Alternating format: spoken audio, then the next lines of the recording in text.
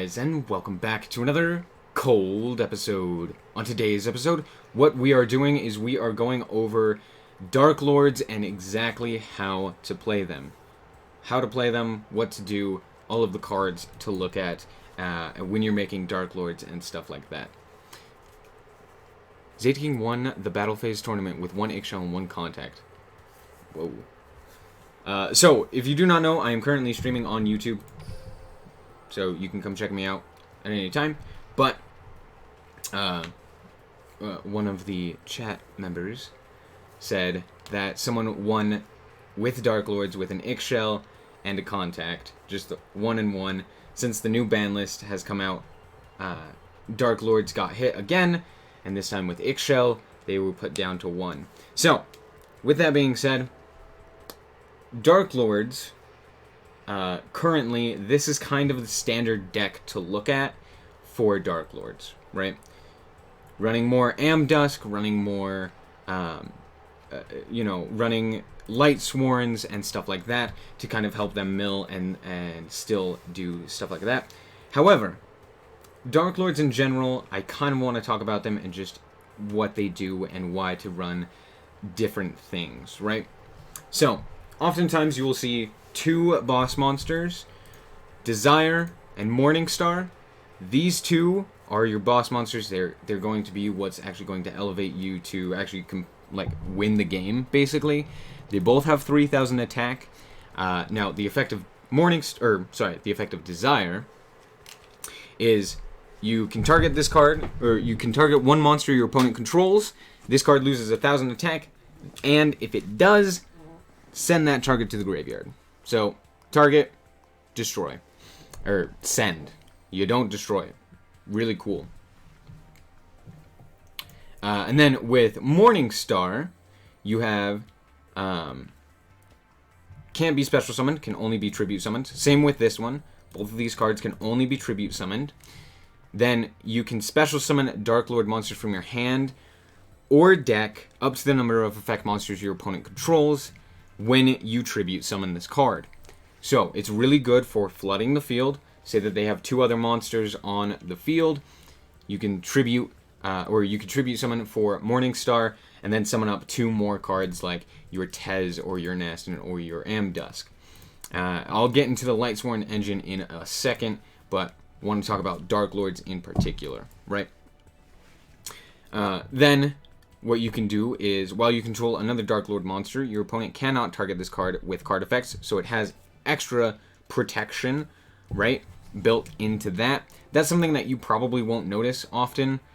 It's just, you don't normally summon it for that effect. You summon it to flood the field, and then you add on top of it this effect, which is once per turn you can send cards from the top of your deck to the graveyard equal to the number of Darklord monsters on the field, and if you do, gain 500 life points for each Darklord card sent to the graveyard by this effect. So, this one you summon when you're low on life points, and you need to mill more cards to gain more life, right? This card can swing duels into your favor. This card helps you kill faster. That's kind of how to think of it. This card is better for... Morningstar is better for surviving, and potentially pushing for your own lethal, kind of turning the game around. Desire is more for setting up that lethal, sending cards to the graveyard, and then killing through, through like a set card or some big boss monster or something like that, right? Really good against something like Neos or like Brave Hero Neos, which is kind of coming back into the meta, as well as things that are just overall like really strong. This is what you deal with, right? Then you have Nastin, which is probably your core card, I would say, besides like the actual spell or trap cards. This is your core monster card. What you do is you can discard 2 other Darklord cards to special summon this card from your hand, and then all of the Darklords other than the boss monsters and Ukobak have this effect, or at least the ones that we're going to talk about. And Superbia. Superbia also doesn't have this effect. But what it does is you pay 1,000 life points to target a Darklord spell or trap card in the graveyard, and then you can apply that target's effect. and it's a monster effect rather than necessarily a spell or trap, right? So what you do, you target it, you return it to the deck, as it says, apply the target's effect, then shuffle it into the deck, and then you you apply it, then you return it. So it's a really good way to return cards to the deck, right? So, say for example, you had a Nastin on the field, you had a Nastin in the hand and 2 other Darklord cards. You send those Darklord cards, you summon up Nastin, and then you activate, say like a banishment to search for another card using Nastin's effect, right, from the graveyard. So really helpful, really key card in your deck, right? Very important. Then we're going to jump to Amdusk. Now Amdusk is the new 3-of card that you're running in the deck. Why is it the new one instead of something like Ixchel? Well, Ixchel, while Ixchel is better in the current deck, we can't use Ixchel along with 2 contact. You'd have to run 1 Ixchel and 1 contact, which is very scary, seeing as how Cosmic Cyclone is everywhere. And with Cosmic Cyclone, what it does is you activate your contact, and then they just chain Cosmic Cyclone to it, and then all of a sudden you no longer can special summon Darklords from the graveyard, which is highly detrimental. So, there is that. So instead, what we're doing is we're running 3 Amdusk, and what it does is you could discard this card and a Darklord card to target 1 Darklord card in your graveyard to add it to your hand, right? So, it's really good for grabbing up things like Banishment and Contact, or if your boss monster does get milled, you can grab up that as well. That's basically what it's used for. Has the same effect as Nastin there as well. Now we're going to talk about Tez. What this card does is, if a Darklord monster you control would be destroyed by battle or card effect, you could discard this card instead. Not an effect, can't be negated. They'd go to destroy a monster, you go, nope. That's why Tez. Super good, and it has the same effect with 2800 attack. Really pretty strong. If you can get it onto the field, it is really strong. It only has 2100 defense, and you are summoning everything into defense with your contact. So, there's that. Now, Ukobak, what it does, when it's summoned, you send a Darklord card from the deck to the graveyard. Can only be used once per turn, right? Pretty simple. Summon it, send a card, done and done. Oh, also, all of these cards can only be special summoned once per turn. So you can only summon 1 Nastin, 1 Tez, 1 Amdusk once per turn, right? So you got to keep that in mind as well. You got to keep in mind what's in your graveyard, as well as how many times you have summoned a specific card, right? Or if you have summoned a specific card, right? So keep that kind of in the back of your mind. Now, moving on, we have the actual core card of the deck, which is Banishment of the Darklords. Ever since this card was released, Darklords have been top tier. Why? Because you simply play it and you add a Darklord card. It's a simple search, it's super good, that's all it is. Target, it's just add a card, which is insanely good, right? It can only be activated once per turn, but that's fine, right? You can still search from the graveyard, because it's the monster's effect rather than the card's effect, right? So keep that in mind as well. If you send something to the graveyard, you can still activate the effect of one of your monsters to activate that effect. Now, the other key card is Contact. Contact allows you to special summon a Darklord monster from your graveyard in defense position, right? Can also be activated from the grave using all of these guys. Really, really useful. So, you can search for, like, you can send 2 cards with Nastin, then search for a Contact. Contact the other cards, and then you can Contact again or search again. Really useful. And then the card that facilitates this deck being so powerful is Sanctified Darklord. What this card does is you send a Darklord card from your hand or face up on the field to the graveyard to negate the effects of one effect monster on the field until the end of the turn. And if you do, you gain life points equal to its attack. Now, really good. However, you do have to send a Darklord card. But if it's in the graveyard, the cost does not activate. Now, most of the other Darklord cards don't really have costs. Banishment, no cost. Contact, no cost. You just play it. This one is the only one that really has a cost. So it can be very useful if you actually do play it to send a card in order to shuffle more cards back into the deck.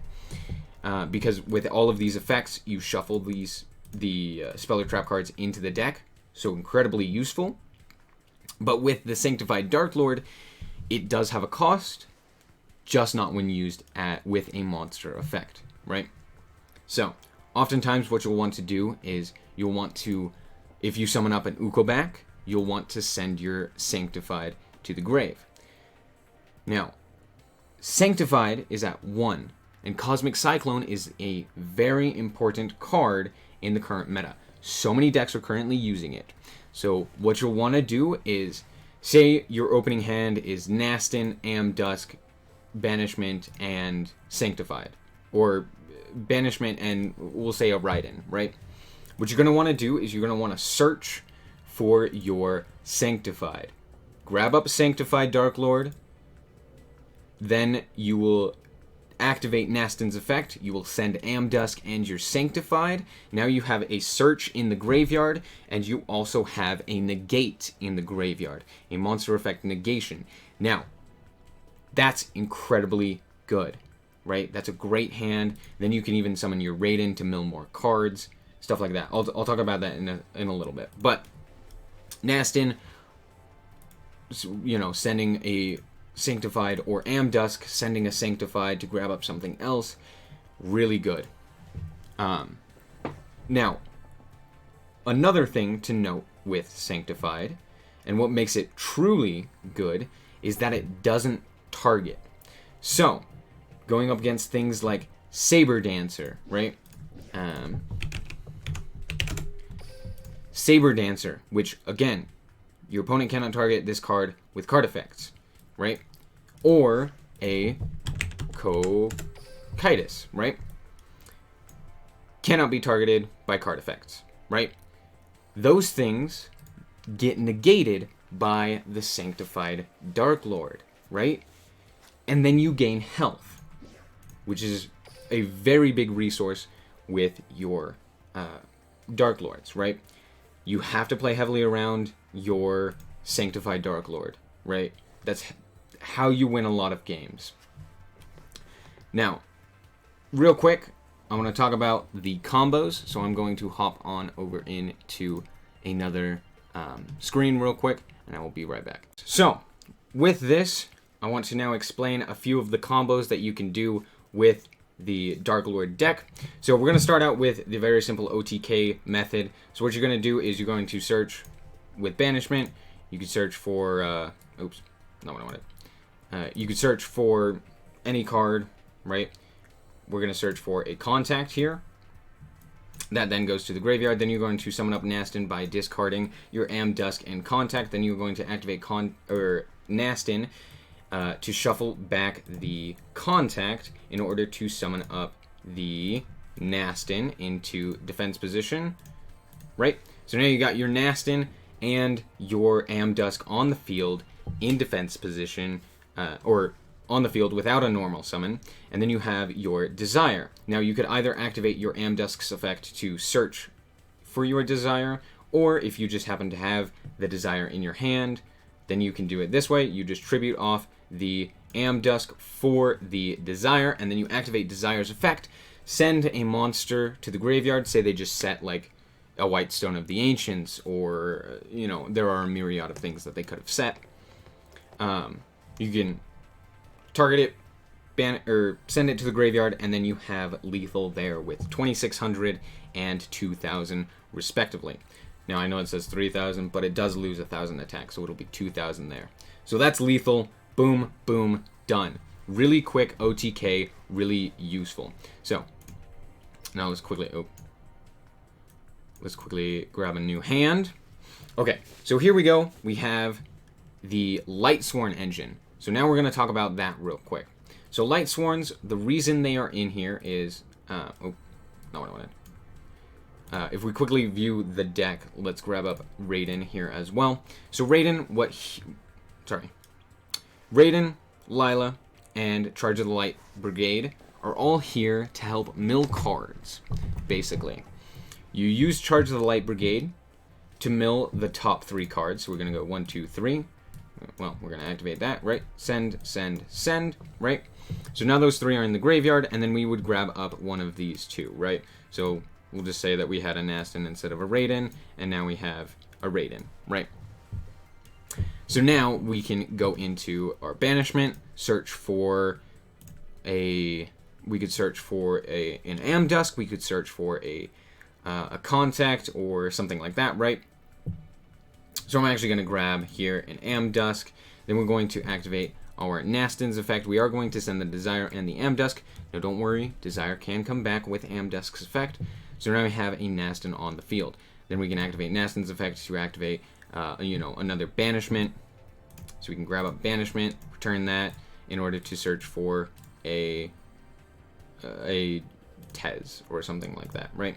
Now, that allowed us to just basically have more options in the graveyard. However, if you were to have something like an Amdusk in the hand, and then you were to mill those cards, so let's return all of these cards. Hold on. We'll return all of these cards real quick, like. Say this was your hand instead, right? What you can do is then you can Charge of the Light Brigade, right? You're gonna send the top 3 cards, and then you're going to search for a Raiden, right? So now you have a banishment in the graveyard, right? So you've got this banishment in the graveyard. I didn't shuffle it, but it's fine. It's shuffled now. But say now you have a banishment in the graveyard. So now you can activate your Amdusk's effect to send Amdusk and Tez to the graveyard in order to grab up your banishment to use. So then you banishment, and then you can search for your contact, and then you can contact your Amdusk and your Tez, and then return that, losing 1,000 life points, obviously, in order to summon those both into defense position. And that still haven't used a normal summon. So then you could go into a Raiden, and then Raiden can mill another 2 cards in order to, basically you just mill 2 cards, pretty good. But it's also a tuner, which allows you to go into a level 10 or something like that. We only have the Amdusk, so we could go into a level 10, which would be Deskbot Jet, which isn't great, but yeah. So that's kind of why you're using the Lightsworn engine. It's to mill more cards, put more cards in the graveyard. I mean, if you look at this graveyard, it's actually pretty good, right? Double banishment and a contact, pretty good, right? Then you could even search for something because you haven't used the effect of Tez or something. So you activate this, you return it in order to search for your, I don't know, go away. Then you could search for your Sanctified and then set, something like that, right? So that's kind of where you're going with the Lightsworns. Now, there are a few other combos that we could talk about, but I'm going to hop back into Duel Links real quick. So 1 second. So, back to Duel Links, we have a few more things that you can do. First and foremost, there are quite a few synchro summons that we need to talk about. And then we need to talk about just Lightsworns in general. So first and foremost, Raiden is a tuner, which allows you to go into a few different synchro summon monsters, namely Star Eater. Star Eater is the main card that you're going to want to go into using your Raiden and your Nastin. Now why this card? Because it's 3200 and it gets over a lot of big boys, right? Your other 2 boss monsters are 3000 attack, and so they can be destroyed by anything that is also 3000 attack. However, your Star Eater can't, right? It can't just be destroyed by battle. However, it also is unaffected when it attacks. So when it enters the damage step, it is unaffected. Or sorry, when it enters the damage step, it's unaffected. So that's also pretty good. Also, the synchro summon cannot be negated. So you can't negate the summon of this card. It's gonna get out, right? You summon up your Raiden, you summon up your Nastin, and then you synchro into Star Eater, and then you got it, right? That's gonna be your main synchro summon option. Most of the time you're not gonna be using that, but sometimes you will. Now the other options, you have Deskbot Jet, which is basically just destroy this card and another card on the field. Can be useful. I don't find myself using it all too often. There's not a lot of other level 10 options though, so that's how you would use your Amdusk. So you'd Amdusk and Raiden in order to go into your Deskbot Jet. And then the last option is a level 7, which there are many really good level 7 monsters. The problem is that we'd have to run more Ukobaks or more Raidens in order to synchro summon into level 7s more. So it's not really worth it all too often to do that. But if you do happen to, send in Ukobak on your first turn, and then you can grab up a Raiden and an Ukobak, summoning something like a Zeta, which is, target an opponent's monster that was special summoned, banish it and this card. Pretty good. Just kind of clearing the field, saying, hey, that card, I don't like it. We're going to get rid of it. Really good.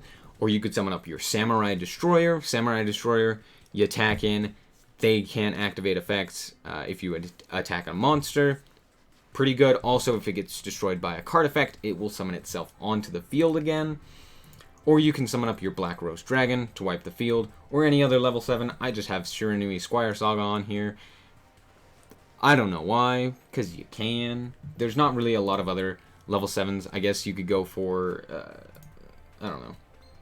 You could go for like, where is it? Lightning Warrior. Instead, you could go for Ancient Fairy Dragon. You could go for any sort of generic level 7 monster. Sadly, you can't do Fortune Lady Every. If you could do Fortune Lady Every, it would be ideal, but you can't. Because Ukobak is not a spellcaster. It's a fairy. So, but yeah, any other generic level 7 synchro, feel free to use it. Super good. But Zeta and Samurai Destroyer are probably the two that you want to keep, right? All the rest, kind of up to your discretion. So, with that being said, synchro summoning is not your main focus.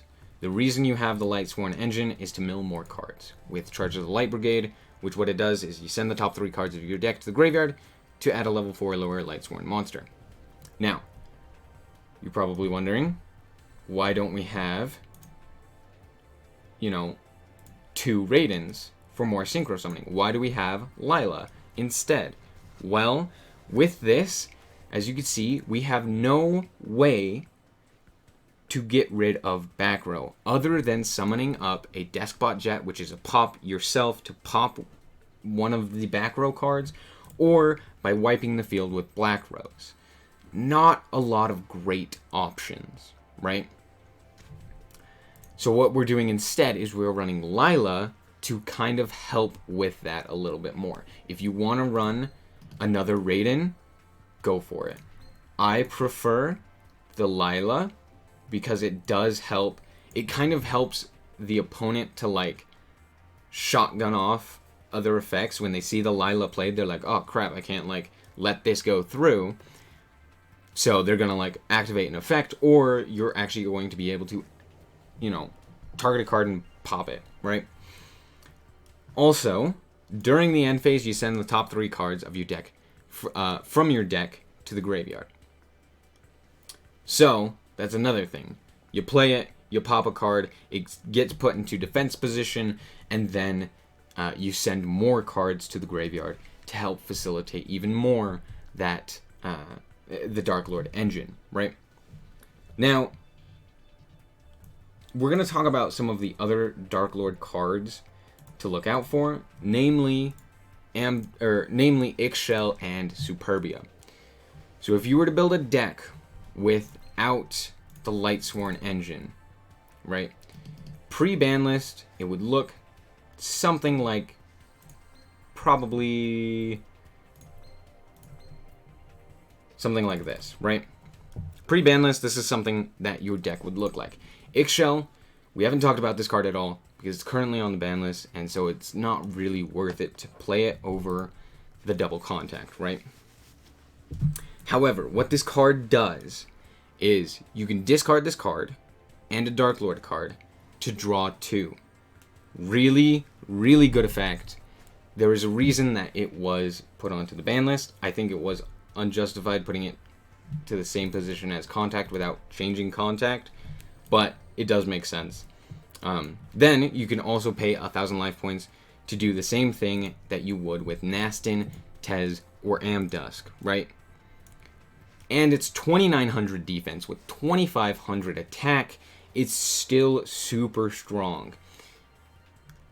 Just the fact that you can draw 2 cards, the fact that you can send 2 cards to the graveyard, including this card, one of them being this card, is super good. So, say you were to have an Ixchel and a Nastin, right? You send both of those, you draw into a contact, you contact both of them onto the field, then you have a 2,600 defense monster and a 2,900 defense monster. Insanely good.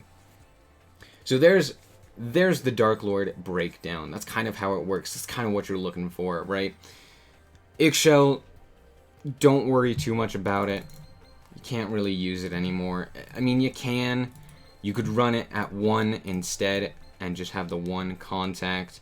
But in all honesty, I do think that it's more consistent and better for the ladder to run the 2nd contact just because of how popular Cosmic Cyclone is. If you look at the most popular cards, number 1 is Cosmic Cyclone.